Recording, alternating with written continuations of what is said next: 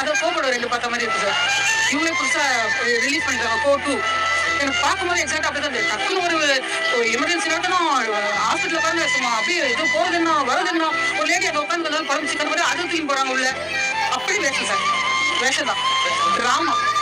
அது மக்களுக்கு புரிஞ்சா போதும். விஜய்ங்கிற தனி மனுஷனை தரையில் அமுத்தி போடணும்னு நினைச்ச டிராமா. சரிங்களா? இப்போ இவ்வளவு கூட்டம் இருக்குதுன்னா எவ்வளவு போலீஸ் போடணும்? அப்ப விஜய்ங்கிறவர் வந்தா எவ்வளவு தினம் அங்க திருச்சியில பாத்தீங்களா 14 லட்சத்துக்கு மேல வந்தாங்களா?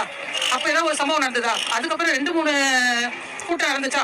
அதுல ஏதாவது சம்பவம் நடந்ததா? காலையில நாமக்கல் அந்த சம்பவம் நடந்தது. அது கரூர்ல மட்டும் கரெக்டா நடக்குது. அது என்ன நாளுங்க? அவங்களுக்கு எல்லாம் விஜய் தக்க பதில் கொடுக்கணும். நாங்கெல்லாம் உண்மையிலே ரொம்ப மன உளைச்சல் இருந்தோம். என்னடா இப்படி பண்றாங்களே அப்படின்னு. அந்த நல்ல மனுஷன் வரணும். எல்லாத்தையும் விட்டுட்டு நான் உங்களுக்கு ஏதாவது நல்ல செய்ய வரேன்றவர நீ வரக்கூடாதுன்னு அமுக்கி போடுறாங்க. ஏதோ பிரச்சனை கொண்டு வந்தாங்க. ஒரு பையனை தள்ளி விட்டாங்க அப்படின்னு அந்த பையன் இல்லை, அது வேற பையன். இப்படி ஏதோ பண்றாங்க. அவங்க டாக்டர் கொடுக்குறாங்க.